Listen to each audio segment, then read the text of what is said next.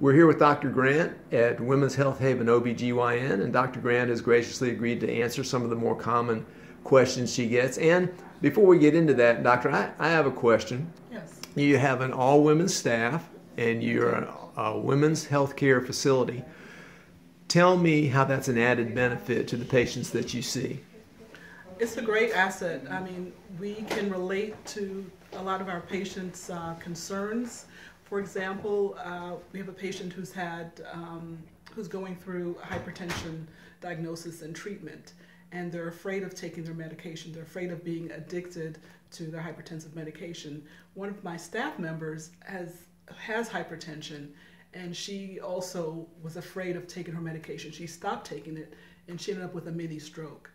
So she, you know, when we're in there talking to a patient, she volunteers this information, and it helps patient relate to the fear of being, you know, addicted to medication, but really helps her.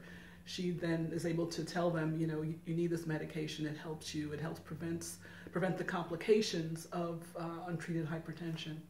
So there's a trust factor there. Plus, yes, as women, I'm sure somebody on your staff has gone through some of the tests and some of the same issues. Pregnancies, hysterectomies, you know, abnormal bleeding, all those concerns that we commonly have.